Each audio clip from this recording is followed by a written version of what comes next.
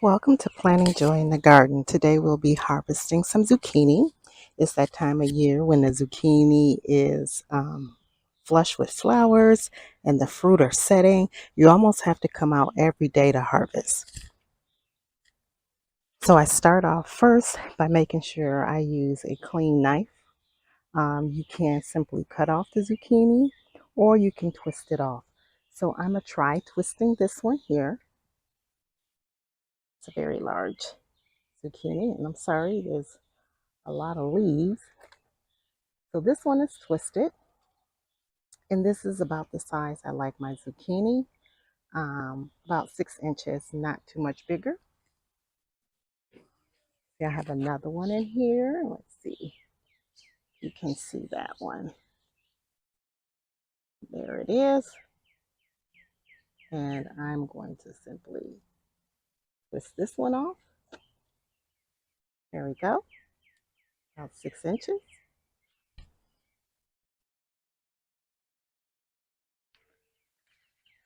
And here's one here that almost got away from me. You never want your zucchini to get this big.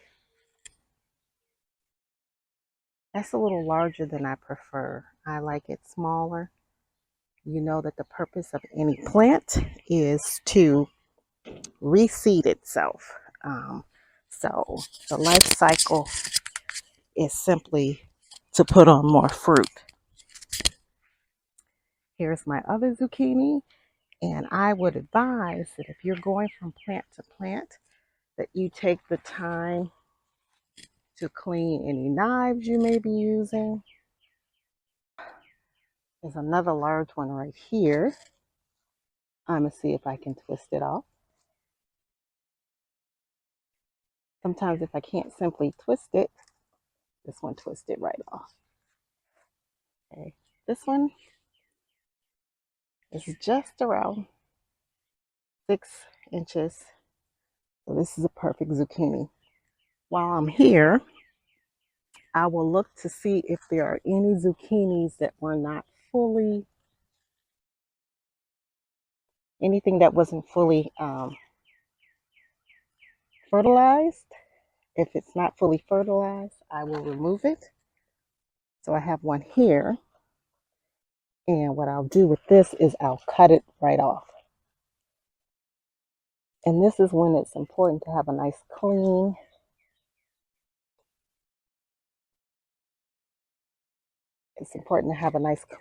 sterile knife. If you used it on another plant, do not use it on the next one without cleaning it. So this is not a fully fertilized zucchini. So I'll cut it off. You notice that I cut it not at the stem, but there's a growth point just at the base. So I'll go midway. So let me take you into the zucchini so you can see. All right. And while I'm here, I'm actually looking under the leaders. So ants are okay. I'm just making sure I don't see any squash bugs. And I'm not seeing any squash bugs at this point. Just making sure there's nothing there. And it's important that when you make cuts, that you do not leave any hollow tubes, that you're actually cutting close to the stem, but not cutting into the stem.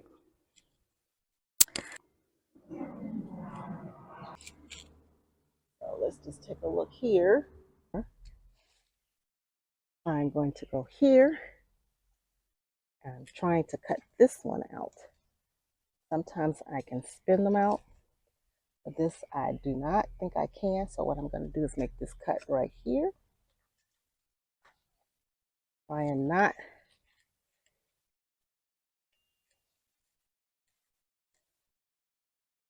very hard not to cut. You can see my knife. Make sure that I do not cut. See that? I just cut halfway, making sure that they're solid. If you see a hollow tube, when you cut here, you need to cut a little further till you get to solid. As long as it's solid, the plant will heal itself. And so I'm removing any partially fertilized, partially pollinated zucchinis because I want to make sure that the plant is not wasting energy on a zucchini that cannot become full fruit. So I just want to show you again where you would actually cut off a zucchini if you're not able to twist.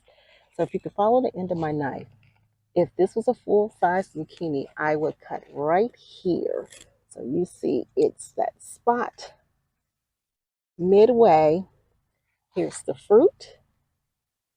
Here's my cutting point, and that's the actual stem there. So you don't want to cut as close as the stem, but cut right there.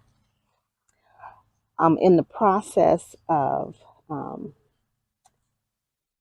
harvesting, I actually broke off a leaf. So it's broken right here. You would not cut here because if I cut here, you see, this is a hollow tube and this is where the squash bugs would enter. So what you want to do is you want to go to the base. I don't know if you can get in there and see that, but I want to show you as much as I can. I think I'll angle up. You would want to go to the base. So here, you're not cutting into the stem, but you want to cut to solid material. So let's get in here. And this is where the clean knife is important because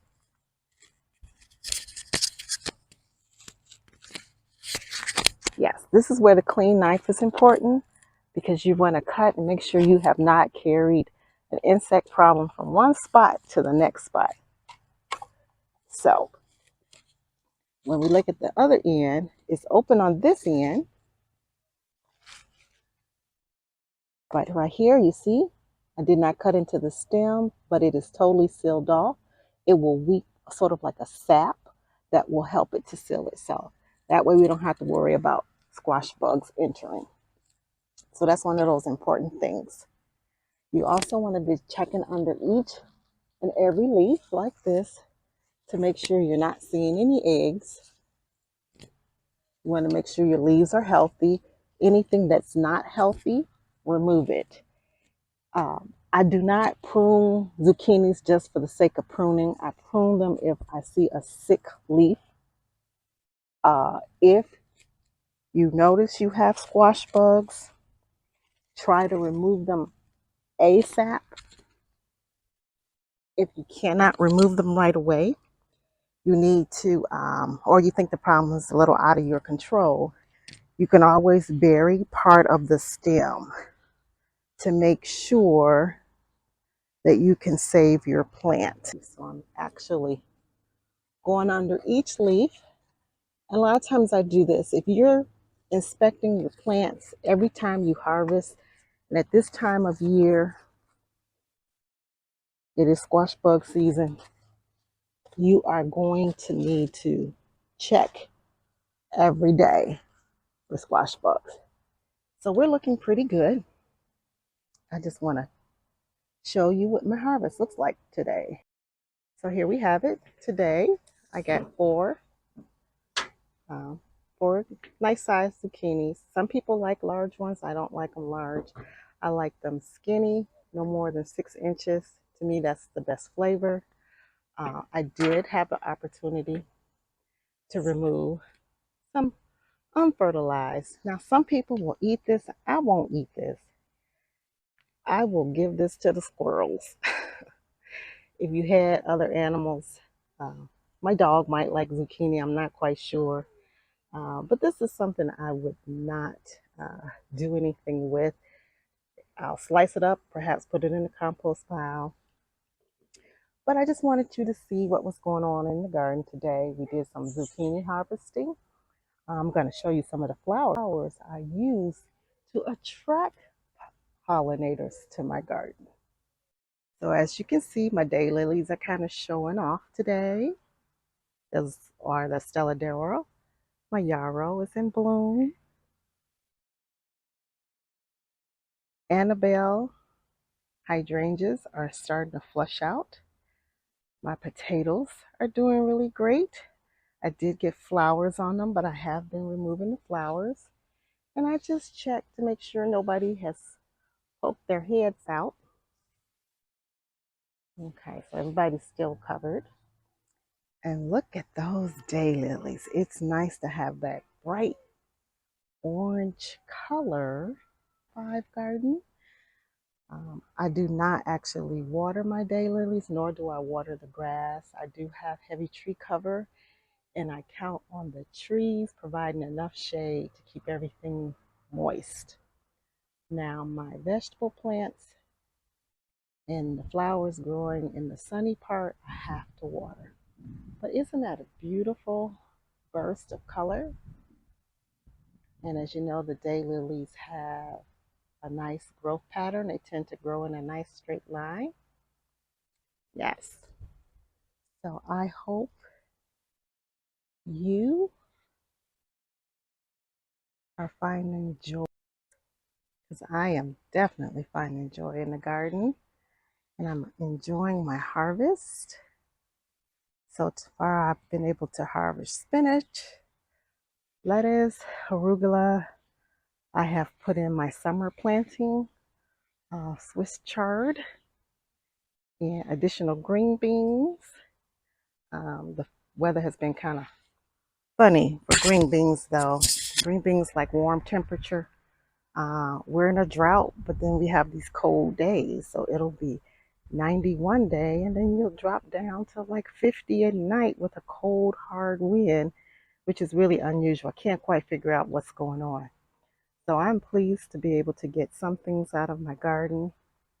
My tomato plants are flowering really nicely, and I'll show you those. It's not quite time for any harvest. I do have one plant over here that is actually setting fruit. It's my mint. It's doing great. Strawberries, no strawberries, but these are the ever-bearing, so they can put on strawberries at any time. And as you can see here, this plant is setting some fruit. Here's my fruit here.